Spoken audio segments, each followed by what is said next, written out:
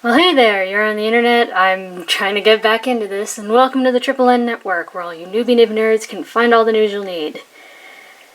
Let's look at an ink today, shall we?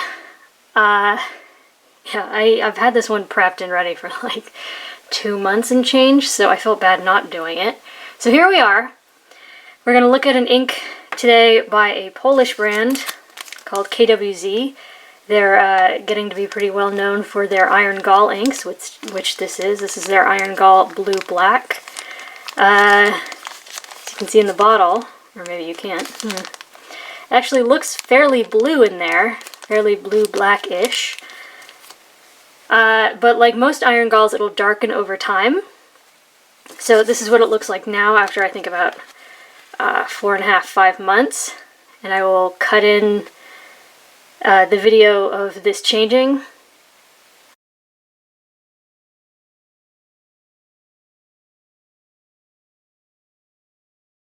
And yeah, so when you give it time, it'll really, really darken up. Now, 2 pens I used for these. This is a JinHao X450. And I like my X450s because they're pretty broad and pretty wet. And this one certainly is most days. And this is a Pilot Metropolitan with a Japanese fine nib, which means it's much more like a Western extra fine, and it is so fine that it feels like writing with the corner of a razor blade.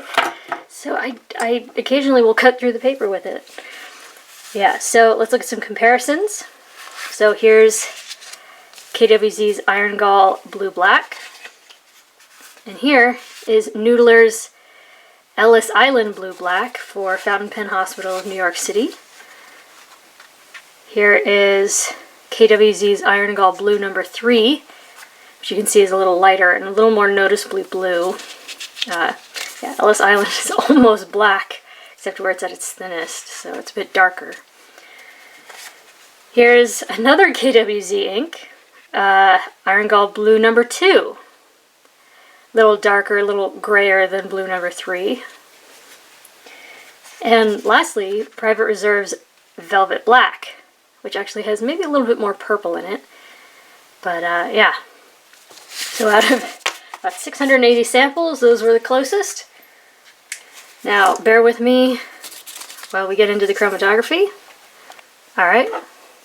So, from left to right, these are the ink put down and then how long it was left to dry. So this, I drew the line of ink and then pretty much instantly dunked it in the water.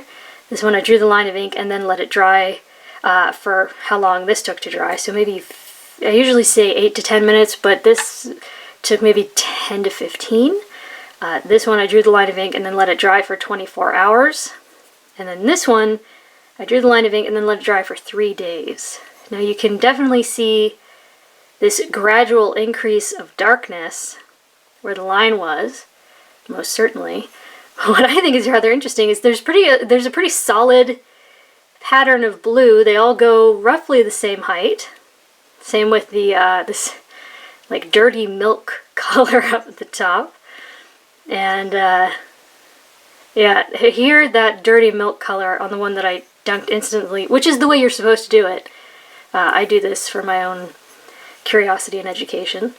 You can definitely see where the ink starts, and there's a solid band going up, and there's not as much of a separation between that dirty milk color and the blue. But yeah, it gets really dark. So yeah, now thought I'd do some resistance tests. So here's just a big swab of the ink, and here, I hope if I bring it in close, you can see very clearly where the water was rubbed in. See that little circle right there? Now, as you can tell, the water removed the blue, but the gray underneath remained. And you can still make out the very continuous pattern of the ink smear. So it really just washed away the blue. Now, the 1/3 bleach solution, interestingly, broke it up a fair bit. But you can still vaguely make out the pattern underneath. So where it was heaviest before is where it's still darkest now. Ammonia pen flush, again, did pretty much the same as water against this Iron-Gall ink. Really removed most of the blue, almost darkened the gray a little bit, or that could just be because that's the darkest part of that smear. But yeah. Hydrogen peroxide, this was curious. A lot of times hydrogen peroxide won't cause much of a color change, but here it's something very odd. It was sort of the first time, except for the bleach, that really seemed to disrupt the distribution of shading. Seemed to smear it a little bit, which was fascinating, but yeah. So, paper tests. Top down in density, Clairefontaine 90 grams per square meter. Now, admittedly, this is a good like 4.5 months on, maybe, so it's had a lot of time to darken up. So if you remember that time lapse I showed you when this was fresh, you saw how much more blue it was and how much more blue it is in this container. That's how it looked when it was fresh writing it. So here when I say there's like shading and things, over time that kind of disappeared. There's almost no shading. Except maybe here where it's lightest. But it's largely gone. But yeah, so that Japanese fine took 20 seconds to dry. The broad and wet JinHao took 37. Look at the size of that smear. But yeah, that's pretty common for an Iron-Gall ink. Iron-Gall inks are pretty dense because they've got iron in them. And so it can be it can take longer for really dense papers like this for them to absorb into the paper. So that is something to expect, slightly longer dry times. Now it was fairly wet, which is not always common for an Iron-Gall ink. They can sometimes be fairly dry writing just because, you know, it's an older fashioned ink in more modern pens. But yeah, here we had a 7 out of 10 wetness. It was really flying out of the Metro, which was kind of surprising because sometimes really fine pens don't write very, very wet. So that was nice, not having to fight it out of the pen. Here I say there's shading, but there isn't really. Now, I hope this comes up. Do you see this? I don't know if that's sheen or shine, but you see how it's like vaguely reddish purple? It reminds me of when there's like oil in a puddle after it rains, like if it picks the oil up off of the street that falls off of cars and things, like that's what it kind of reminds me of. So it looks like an oil slick, but it is kind of shiny. I just don't know if it's technically sheen. Now, to explain this water test, what I did was, when I was done with the test, like I do with my normal test, not my Iron-Gall test, I did this, you can kind of vaguely make it out, I imagine, sort of a big oval in the center where I put a big daub of ink, and I got a Q-tip and I sort of rubbed it in, and then I soaked up the water. And you can see in the center it's turned gray, gotten a bit lighter. And then here, I waited 24 hours and did this bit. You can see it's a bit darker. And then here, I waited about 6 weeks. See how it's even darker than that? If you give it time, this will adhere more and more to the paper. It'll get darker and darker. Admittedly, the blue washed off. Any traces of blue is gone. But, yeah, so this is a pattern I followed throughout all the tests. This was done immediately. This was done a day later. And this was done about 6 weeks later. Next up is Fabriano Echo Qua. It's an 85 gram per square meter paper. It's probably my favorite. Yeah, it did largely the same here. We still get some of that shine, but it's not as distinct. Here on the Clairefontaine, you can see where it lines up with the lines. Here, it's sort of more of just a general shine and scrubby. But yeah, again, a lot of the shading is gone just from time, but you can see it in the JinHao's writing. Just a bit. It's turned almost black.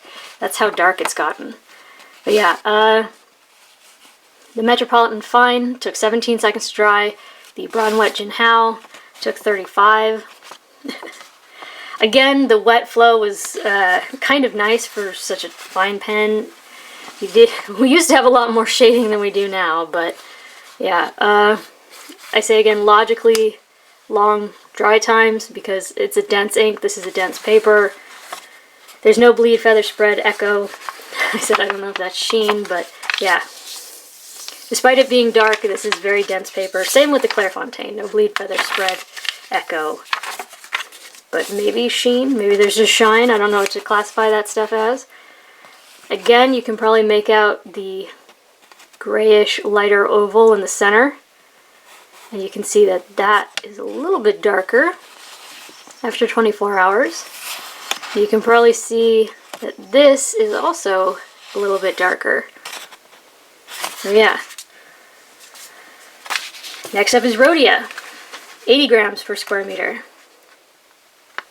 Now this stuff does have a ceramic coating added in the pressing process, so that can actually draw out dry times for Iron-Gall inks even more. Here it really wasn't too bad. That Japanese fine took 17 seconds. The raw and wet JinHao took 34. Again, we've got lots of that shine. And it's mostly in the X450 that we see any shading. It's gone really dark. It's almost hard to notice any blue in it. But yeah, still quite ready flowing. Again, no bleed, feather, spread, echo, sheen, which is nice, because this is a very dark ink, and the way Iron-Gall works is it sort of forcibly seeps itself into the paper, and then the iron in the ink almost... Somebody gave me the chemical formula for how this works, but essentially the iron in the ink sort of binds itself to the paper and rusts and sort of locks itself in. So Iron-Gall ink is literally designed to forcibly push its way into the paper. So it's nice when there's no echo or show through. But yeah. Again, you can probably make out the lighter gray oval in the center. And then how this is a bit darker than that. And this is definitely darker than that. More time, more dark, more waterproof. Now, next up is Tomoe River paper. As you can tell, it's a cream colored paper. And in some way, I feel like that's even more distracted from the blue. Like, it's less obvious when you're just looking at it straight on. But yeah, so this stuff is pretty much immune to bleed or feather or spread. But it does tend to echo, and it does tend to bring out sheen. The thing is, it's extremely thin paper, so an ink like this, which is so dark and designed to fight its way into a paper, since this paper is going to resist that, since it usually doesn't let anything sink in, usually just makes it rest on the top, it's going to take pretty long to dry. So that Japanese fine took 24 seconds. The raw and wet JinHao took 49, but also look at the smear. Now, every inch of this glistens, almost, is how I want to describe it, because again, it just reminds me of that oil slick kind of appearance. It's in the words, it's everywhere. Yeah, it's intense. Usually this paper can bring out shading, and we do have some, but because of the way this paper makes ink pool, a lot of times it gives the ink time to evenly distribute itself along a line. So like, the Q is a continuous line of ink, and it may just like even itself out. So really slow drying ink sometimes don't give off a lot of shading. But again, this is really thin ink, or sorry, really thin paper with an ink that's designed to force its way into a pen, and it's very dark. So if you are sensitive to echo like I am, this would drive you absolutely nuts. So just go into that with a clear head. The thing is, even that super fine Japanese fine nib, yeah, that would drive me nuts too. So just something to be aware of if you're particularly easy to get frustrated with that. But yeah, so there's echo, but there's no bleed, no feather, no spread. Now, as I said before, this paper sort of doesn't let ink sink in. It mostly just makes it sit on top, and then that's why oftentimes ink just washes off of this so easily. But here, ooh, hang on. You might be able to tell that's pretty resisty for this paper. Now, did it get lighter and a good bit lighter? Yes, yes, it did. But it's still very there, still very legible. I think here is where it's most obvious. You can see that the blue washed off. 24 hours really didn't make a huge difference, but look at what 6 weeks did. You can barely tell that there was a water test. Look at how dark that is. Like, littlest bit maybe here at the end of the S or the end of the E. That's about it. I mean, really, Iron-Gall ink, the more time you give it, the more waterproof it is. Because you got to give it time to fight its way into the paper and really bond. Now, these next 3 tests, these are sort of the crappy absorbent paper. So it's kind of unfair to expect it to be able to handle a very broad wet pen, so I only use the Japanese fine, except to write the name just to see what would happen. Now this is the world's worst 20-pound copier paper. I used to be a classically trained bookbinder. I've seen more paper than anyone should ever shake a stick at, so I've seen a lot of paper. This is up there with some of the worst paper I've ever encountered. It might even be the worst paper I've ever encountered, and please take my word for it, that's really saying something. However, I just want to show you this. So here it is on Tomoe River, where it just doesn't do the spread thing. And here it is on the copier paper. There's a little bit of spread. That's it. And I don't know if you'll notice, but there is some woolliness. There is like no feathering. Okay, maybe in the X450, but that's asking a lot for the world's worst paper. So not a lot of spread. I'd say almost no feathering. It's mostly just an intense woolliness, which is very impressive. There's essentially no shading, but... And look, we even get some of that shine. That I was not expecting. That really wowed me. Now, it did take 5 seconds to dry. It's not common for, it's common for ink on this paper to just instantly sink in and be absorbed. 5 seconds, relatively, for this paper is long, but come on. Now, this looks almost black. In fact, it just does look black. You lose pretty much all semblance of blue on here, but it's darn well behaved. See, there's minor show-through, but essentially no bleed. Now, we have a spot here and there up with the X450. And we have some spots that like want to come through, but if you can see, they aren't dark, they're opaque, they're vague. That means they've sunk, like if this is the paper zoomed in like this and it's this thick, it means the ink has sunk in, but it hasn't yet reached the other side. So if this is the top and that's the back of the page, it's like sinking in, but it hasn't quite reached the back. So that's pretty nice, considering this is the world's worst paper. Yeah, I'll take it. There might be a bit of show through, but honestly, it's really not too bad. And also it's cheap paper, so... Now again, you can see the dot where I got a little more gray.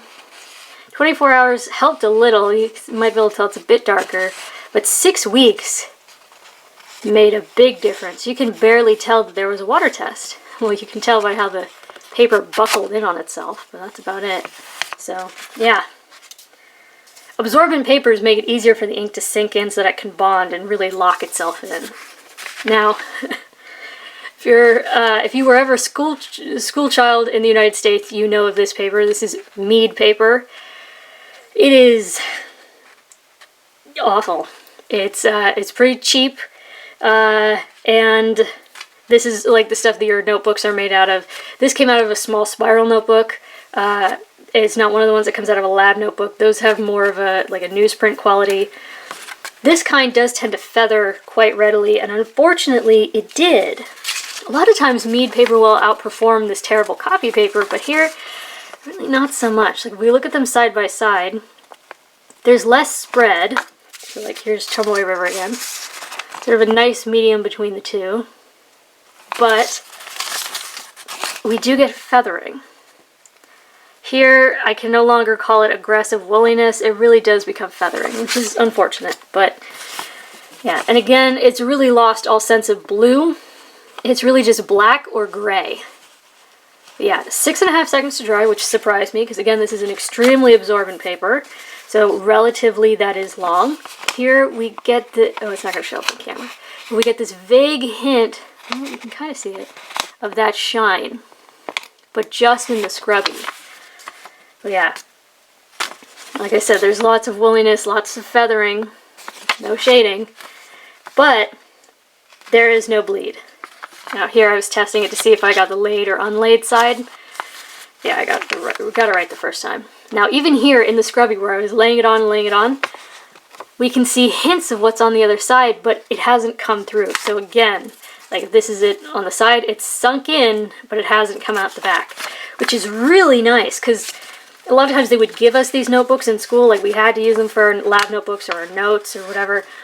So if you want to use a fountain pen, this would allow you to use both sides.